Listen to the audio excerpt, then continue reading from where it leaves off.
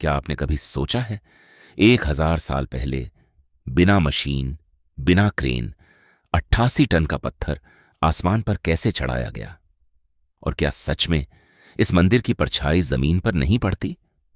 नमस्कार दोस्तों, देवभूमि भक्ति चैनल में आपका स्वागत है, जहां हम आपको ले चलते हैं उन रहस्यों की दुनिया में जहां आस्था और विज्ञान आमने सामने खड़े हो जाते हैं। आज हम बात करेंगे एक ऐसे मंदिर की जो सिर्फ एक धार्मिक स्थल नहीं, बल्कि एक ऐसा रहस्य है जिसे आज की मॉडर्न साइंस भी पूरी तरह समझ नहीं पाई।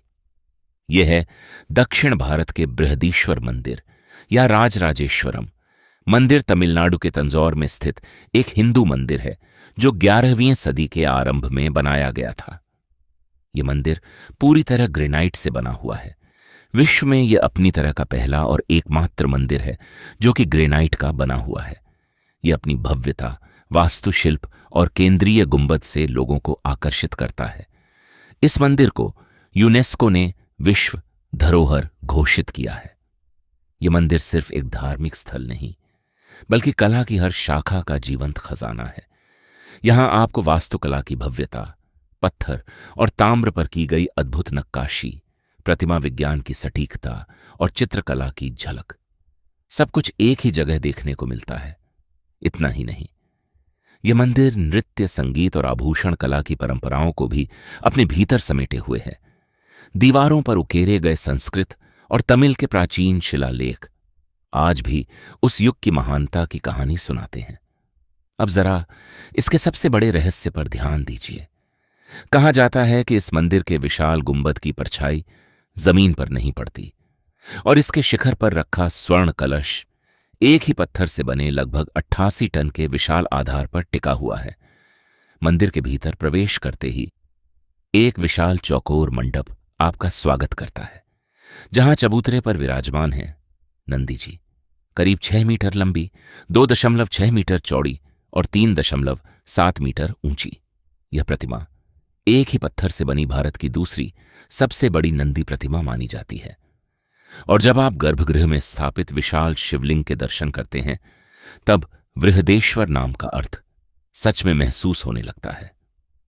इसका निर्माण चोल शासक प्रथम राजराज चोल ने करवाया था। उनके नाम पर इसे राजराजेश्वर मंदिर का नाम भी दिया जाता है।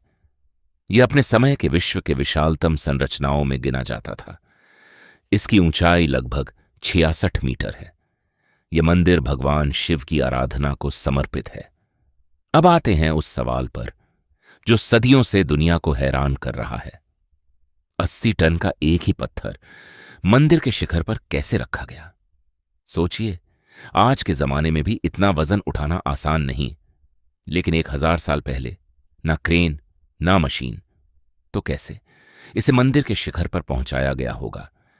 कुछ वैज्ञानिकों का मानना है कि मंदिर के निर्माण के दौरान एक लगभग 6 किलोमीटर लंबा ढलान यानी रैंप तैयार किया गया था, जिसकी मदद से हजारों मजदूरों ने रस्सियों और लकड़ी के रोलर्स का उपयोग करते हुए उस भारी भरकम पत्थर को धीरे धीरे शिखर तक पहुंचाया।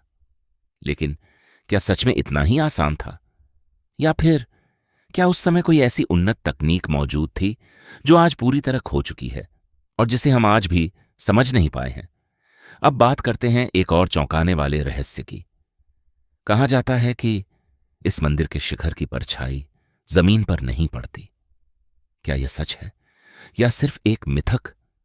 कुछ एक्सपर्ट्स कहते हैं कि यह मंदिर इस तरह डिजाइन किया गया है कि दोपहर के समय उसकी छाया खुद में ही समा जाती है। मंदिर के अंदर प्रवेश करते ही आपका सामना होता है एक विशाल नंदी से, एक ही पत्थर से बनी, 6 मीटर लंबी और 3.7 मीटर ऊंची।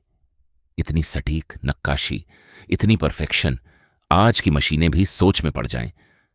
अब सबसे बड़ा सवाल, क्या यह सब सिर्फ इंसानी मेहनत है या इसमें कुछ दिव्य शक्ति भी शामिल है? क्योंकि यह मंदिर सिर्फ पत्थरों का ढांचा नहीं, ये एक ऊर्जा केंद्र है, एक आध्यात्मिक शक्ति का स्रोत है, जहां हर भक्त को एक अलग ही शांति महसूस होती है।